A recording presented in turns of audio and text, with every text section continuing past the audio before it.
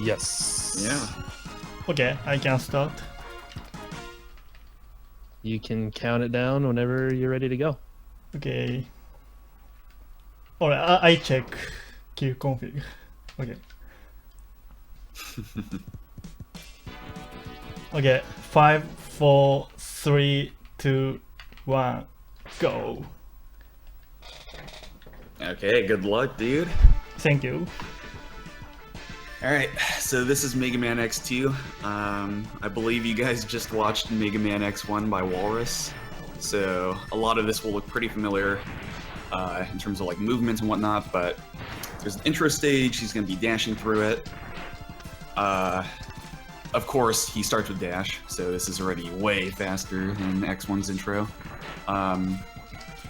Following this up, he will be going through 8 Maverick stages, carefully routed to pick up weapons to make it as fast as possible, and then a series of castle stages.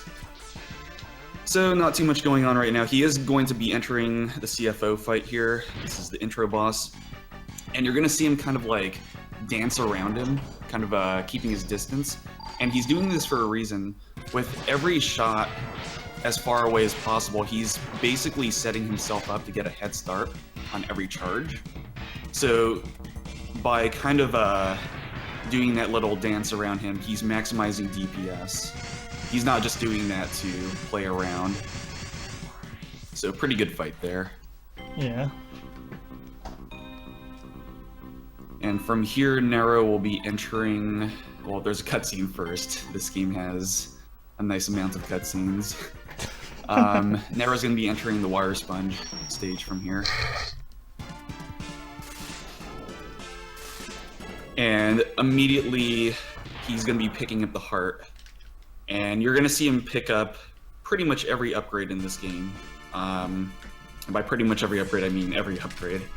He's doing this because, much like in X100%, picking up every upgrade here will allow him to get like this super overpowered weapon at the end, which will allow him to effectively one-shot bosses. This is not 100% though, because he will not be picking up his optional 0 parts. And there you can see him doing this nice little wall jump there.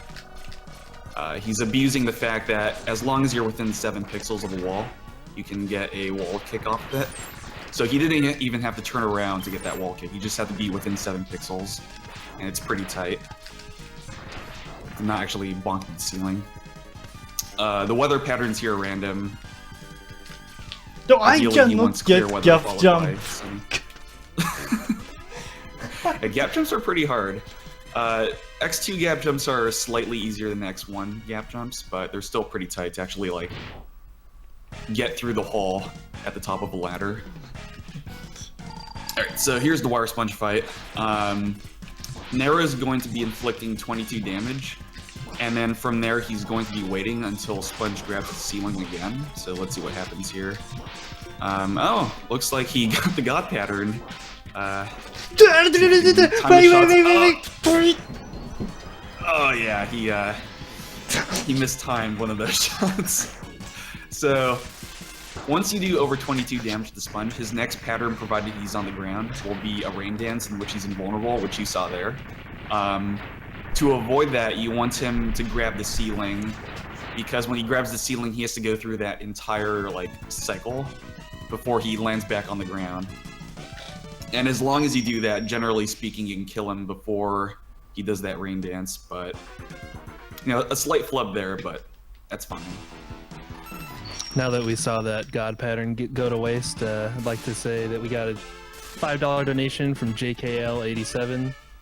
He says, no one donating? Then I'll donate, I guess. That was during the Mega Man X run.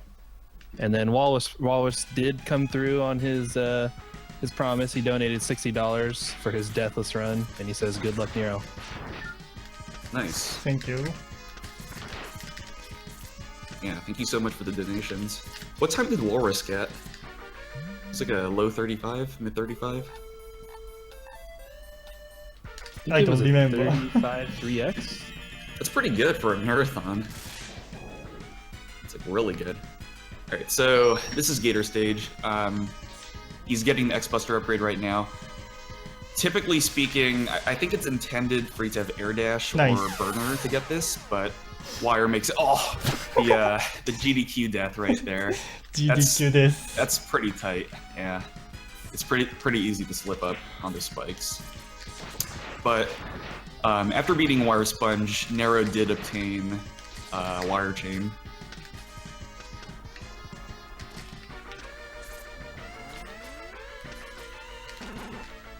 And this is essentially like a horizontal only grappling hook, and it is faster to have it pull you in wherever you go. The speed at which it pulls you in is much faster than your typical dash speed, so he's going to be abusing this as much as he possibly can just to save time wherever he can. Nice little neon there. That's new tech Nero recently found. Only 10 frames. Only 10 frames. I think I called this weapon Wire Chain too. I meant Strike Chain. It's been bothering me for the past like minute.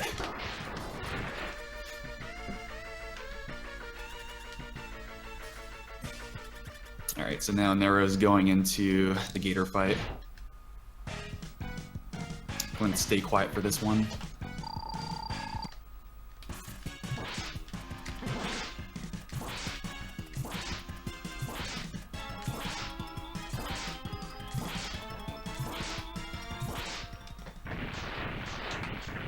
Awesome. Okay, So- good enough. Yeah. This fight's not like crazy difficult to time correctly, but it is deceptively easy to mess up in some horrible way. So basically what happens there is Strike Chain is Gator's weakness, but when you use Strike Chain on Gator, he's programmed to immediately then dive into the water. And between his iframes wearing off and him becoming invulnerable, fully diving into the water, there's a 5-frame window of opportunity in which you can hit him again with Strike Chain. Thus, you can create a stun lock by just chaining over and over again. The thing is, this 5-frame window is kind of difficult in that because you're using a projectile, the 5 frames are positioned with respect to where X is, since there is travel time in getting Strike Chain to actually reach Gator. So depending on if you're closer or further away, that 5-frame window of opportunity essentially moves around. And Gator will move back sometimes if you hit him, sometimes he won't move back, so you have to like keep an eye on all of this as you're timing those hits.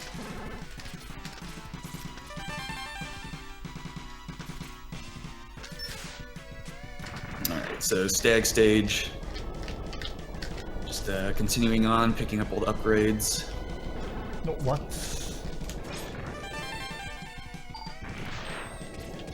There's actually some like magma rising here right now, but you're not going to see it. Nero's too fast.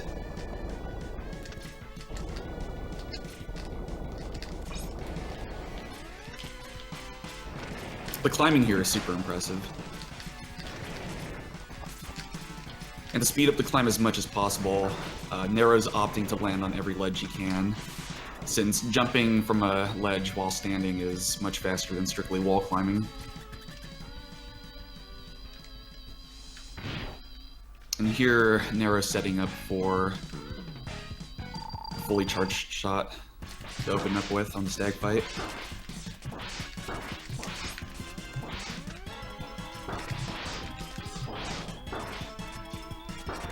So that wheel is also new. That's some hot Nero tech. No! I missed one nail. One nail That was shot. a really good fight. Yeah. That was a really, really sick fight. Unfortunately, not perfect. Yeah. Still really fast. This fight's gone through a number of revisions recently, but that climb kind of speaks for itself there. And if you were paying close attention, you probably saw him also drop a wheel there, and then he despawned it so that he could immediately switch back to Buster while waiting at the bottom.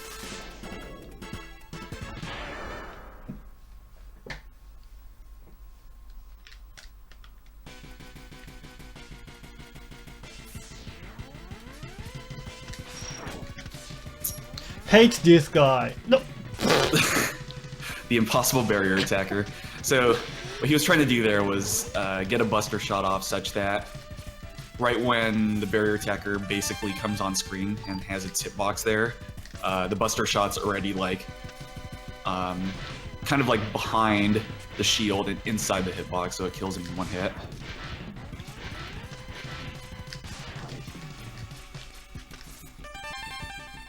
Pretty tight burner there to get the sub tank. Yeah, that is kind of hard.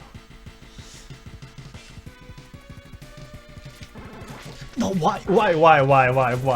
Okay. The sword mini boss here, Chop Register, is pretty tricky to kill with one shot using chain.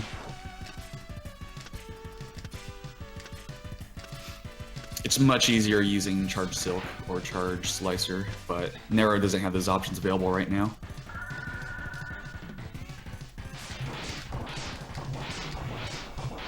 Charge Burner, of course, super cool.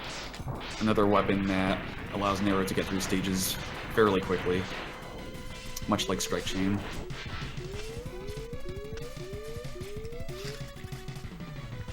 Okay, this is Neon switching.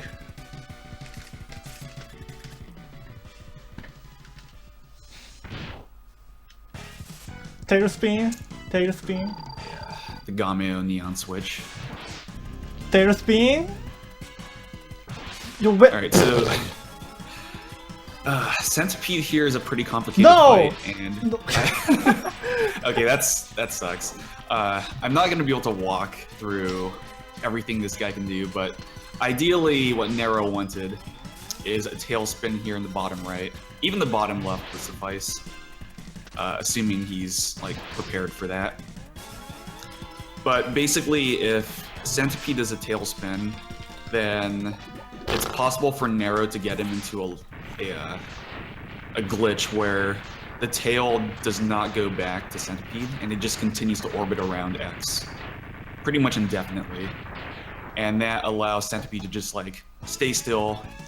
X is allowed free reign, he can shoot him as much as he wants, and it keeps the fight super fast. So that fight wasn't ideal, but it was still pretty fast. I think Nero handled that pretty well. Yeah, Centipede can do a lot of crap, and it's just a garbage fight. And before the tailspin glitch was found, that fight was, you know, it was one of the main luck gates, which caused a lot of resets.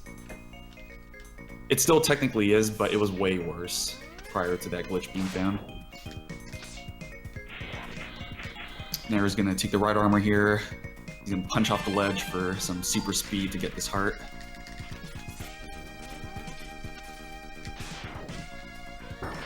What?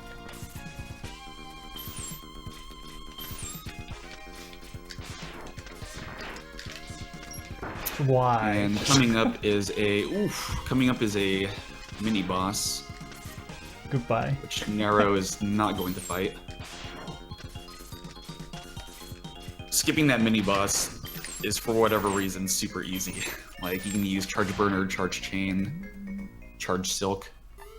You can use a normal uncharged burner, you can use a ride armor to even skip it.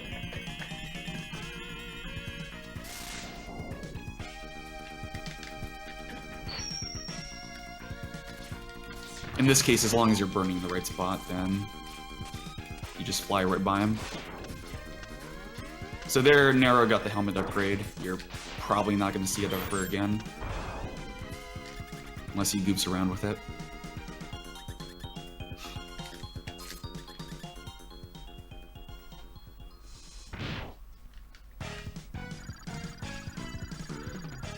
And here is Snail. So Nero's going to be opening up with Buster.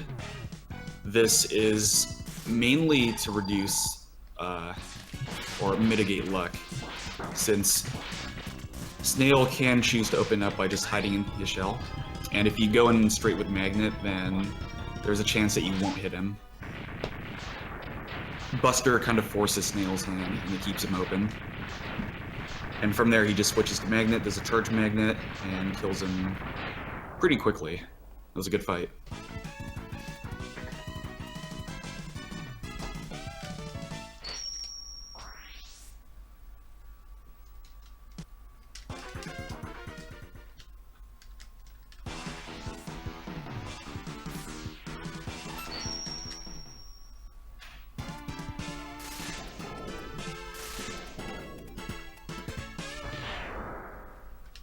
All right, the ostrich stage. There's not really much to say here.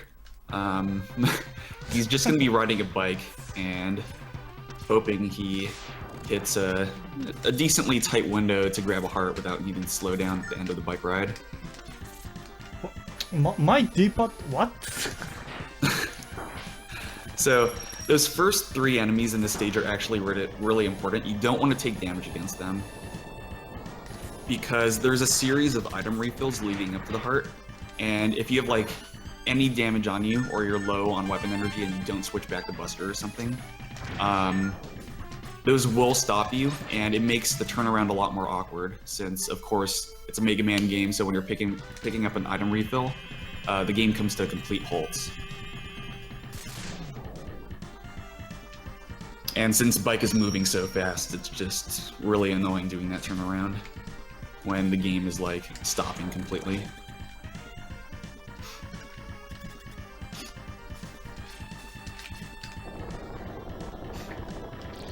I guess some X2 history here. Ostrich used to be the 3rd boss done. There's an era where Crab was 3rd, and then Hotarubi found Neons in, I believe, 2010. So from there, the route transitioned into Ostrich 3rd, which allowed for no revisits, and now it's Stag 3rd. So by virtue of Stag 3rd, Nero has Crystal Hunter here, which is Ostrich's true weakness, and using it, he's going to kill him super fast. You can see him scoring these double hits. Decent fight. That's pretty good.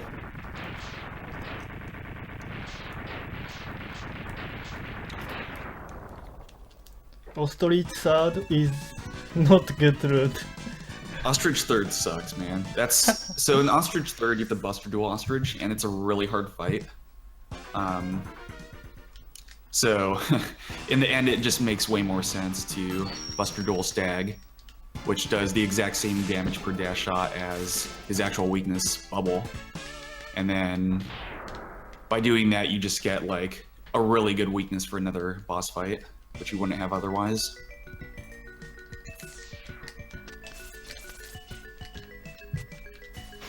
Stag 3rd also allows for Centipede 4th, which is also really nice.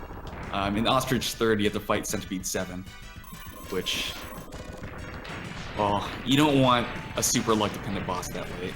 Let's just say that.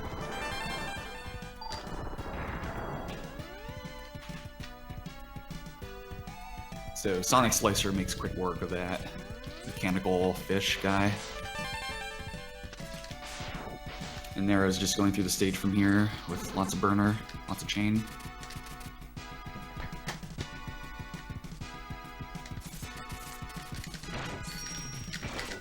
What? Huh? This is a really short stage, but it's so easy snowballing here and making a billion mistakes.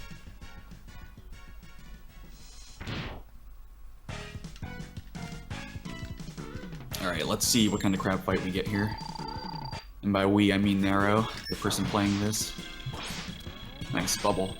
So, when Charged Wheel is set off, you can see these like petals flying in every direction.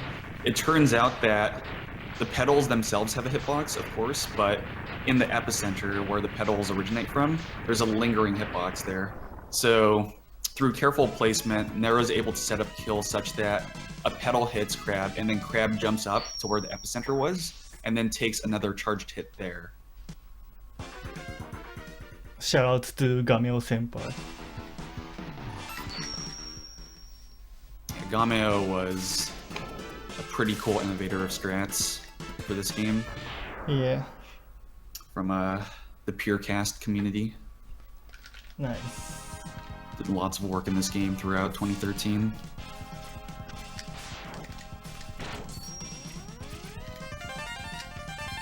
I've never seen Purecast, honestly. You've never seen the Purecast stream, really? Yes.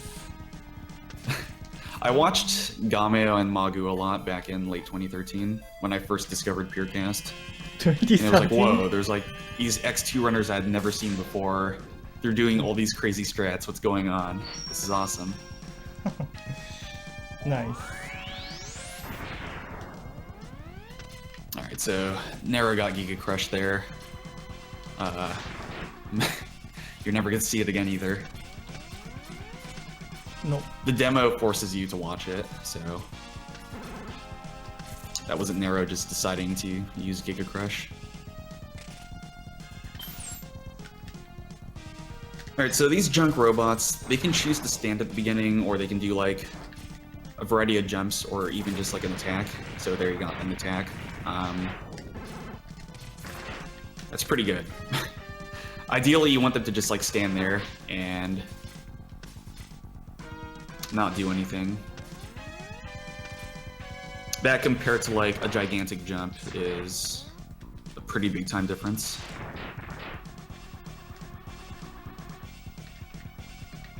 So maybe we'll get the perfect pattern here. If Gustavo wills it. Nope. Jump to the back. Bugged orange.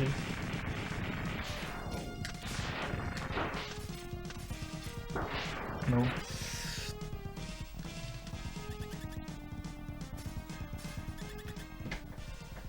Alright, the moth fight here, the larva phase, or cocoon, whatever you want to call it, is really carefully choreographed. He's gonna go through a series of charged burners and uncharged shots, and hopefully he gets this. Yeah, perfect. You really don't want to mess up that phase, because if Moth then decides to give you bad luck, you lose a ton of time. And that was phase 2. I missed phase 2. What the fuck? Phase 2 is not hard.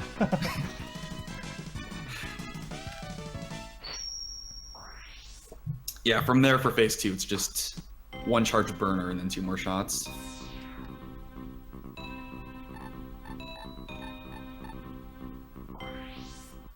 But if you slip up some of the wall climbing, then you kind of end up under him, and it can be hard to get back over him to actually shoot him.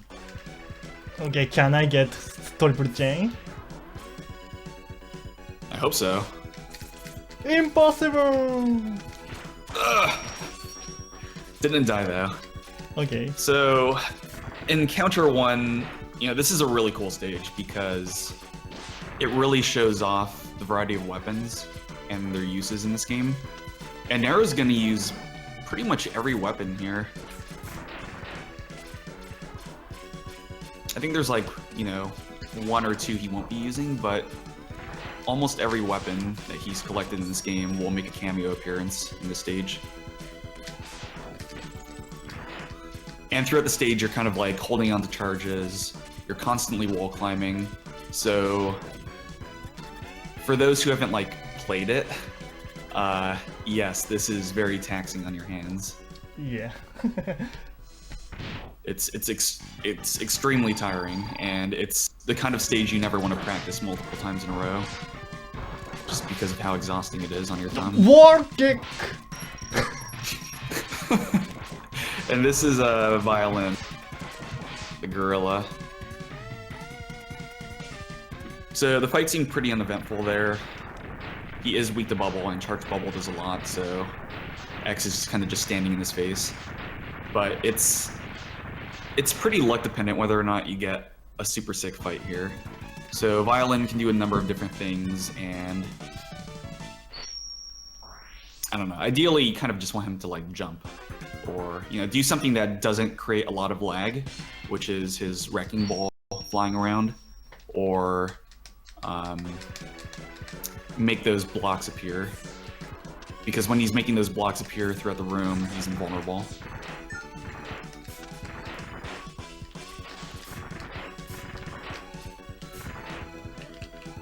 There are fights you can get where he doesn't jump around, but it is super fast. But it's kind of just a combination of good things you want. No, I lost Neo. But still okay. Nice. I mean, you got the quick skip there. It's really nice. So the elevator skip there is no longer enough for top players. Now they neon very carefully into the top flame. And you need to time and position that neon really well such that you can quickly charge to get the burner at the top. Nice. What the freak? Where are you going? Wow, I got double hit. The Sergius fight here is super Wow! tricky. Nice. Good double hit there. What was that? By positioning X correctly with respect to Sergez, you can land a charge slicer such that it hits him going up and then it hits him again going down. So you get like the 2 shots. It fires 5 shots up. You get like the 2 shots on the right hand side to hit him first, and then the middle shot, the 3rd shot, hits him back down. It's really difficult getting a fight there with 3 double hits, especially with the various changes that the Sergius fight has seen recently. But Nero handled himself very well there. Shout out to Cheeky77747. Yeah, there's a new opener there, thanks to Tiki using burner, and it finally makes that intro to counter 3 smooth. Normally you just use a series of chains there to kill everything, and it creates a lot of lag, but burner makes it way better. So shoutouts to 77747. Yes. Nero navigating top route there. You can choose to do either top route or bottom route to get this capsule for the Shoryuken. So this capsule only appears if you collect every upgrade in the game, which Nero did do. And you also need full health entering this area for the capsule to appear.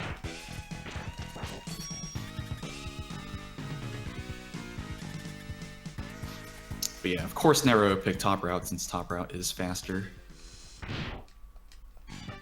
Bottom route involves more navigation, and you have to do a neon at the bottom too, which isn't really a problem, it's just a difference between the 2 routes.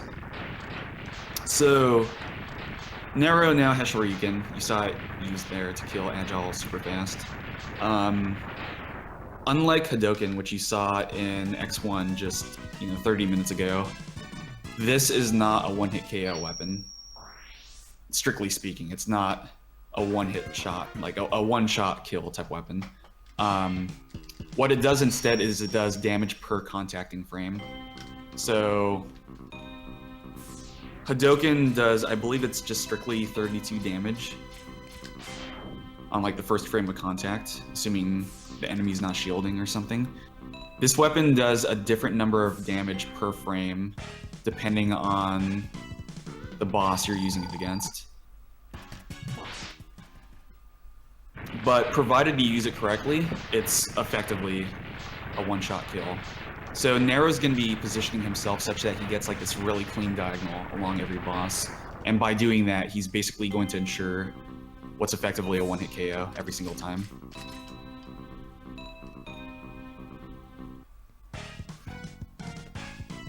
Now, of course, this is tricky to use because the Shoryuken is basically, it's a close combat type of thing. So he does have to get pretty close to every boss to use it effectively. And that's complicated by the fact that if he takes damage, he can no longer use it. You need to be at full health, 32 health, in order to use the Shoryuken.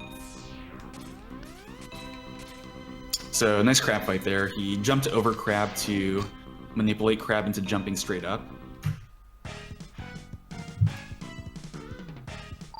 And from there, he just used the Shoryuken. Wow. Sponge gave a very friendly pattern there. Sponge can open up with one of 3 things. He can either spin his appendage, or he can grab the ceiling or just jump straight at you. You don't want him to spin.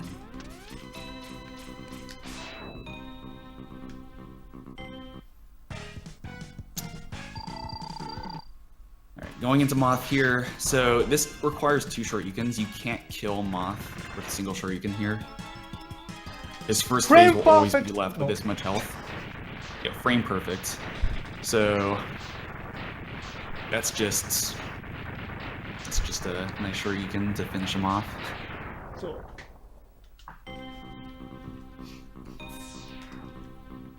Okay, right side.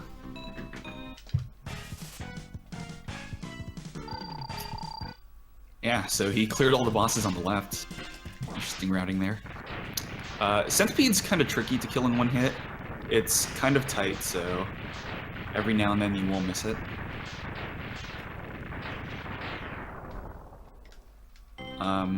Note that every time you return to the boss chamber here, like this capsule chamber, you always spawn in the same spot. Therefore, it doesn't actually matter which order you do the fights in, provided you do Stag before Crab and Centipede before Snail, since you have to go through those capsules to get to those other 2 capsules as fast as possible. And there we saw Nero do a really sick series of chains into a Shoryuken on Gator. Nicely done. Okay. It's impossible to reach Gator in time to Shoryuken him at the very beginning without chaining him first. He's gonna dive into the water immediately. And it's really hard to get the necessary amount of damage to kill him in one hit without chaining him 4 times. Hey, is this good position? Yeah, it's good. Oh, It's good for Icy Hot. Yeah. I think that was so close position. No, you're good, man. So that's a really sick strat there, where he just like buffers a Crystal Hunter to freeze him and then immediately shurikens. I also want to mention back on the Gator fight that the room is really wacky in that for whatever reason it makes Buster canceling really difficult. So when going from chain back to Buster, that's a lot harder than it looks. No one-hit KO on Snail, unfortunately. So this guy is awful. Killing him in one hit is really difficult. It's tight positioning and it's subpixel dependent. There are ways to manipulate that subpixel, but you know, the fight's just hard regardless. Thankfully, there's pretty decent backups in case you miss it.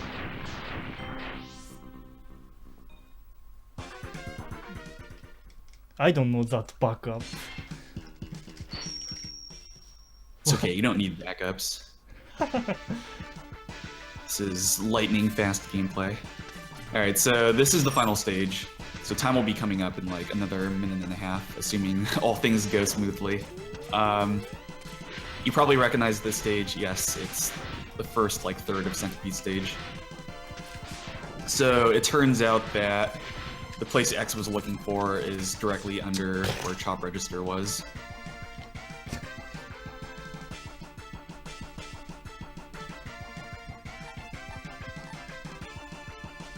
Here's 0. Nero's gonna have to do one of many backups to close the gap here, close the distance. So 0 takes 2 Shoryukens to beat. He's just so small that you can't possibly do 32 damage in one Shoryuken. There's not enough, you know, frames of contact to actually deal that damage. Ideally, Nero would have Shoryukened into that fight, so that he would have been like right next to 0 right as the fight began, but that backup there was perfectly fine, and also really fast. He could have opened up with like a triple Shoryuken from that position. He chose to do a Buster Shot instead to get him to like guard. Wolverine here, he's kind of a jerk. There he gave at least a nice pattern to deal with. So Wolverine can open up with a number of patterns. He wants him to rush left and then like wall kick from the left wall, but what he did there was perfectly fine. And here's the final boss. Time is coming up. As soon as this guy dies, Nero's gonna dash under him, What? dash to the left, and then go for a one-hit KO. Time. Misses it, but time, yeah. Very nice. GG. Yeah, thanks. Thank you. Sick run. I don't think so, but okay. I would say that was pretty standard for an X2 marathon run. Yes, thanks for commentary, BJW. Yeah, no problem. Great job, guys. Up next, we have Mega Man X3 race between Luis Miguel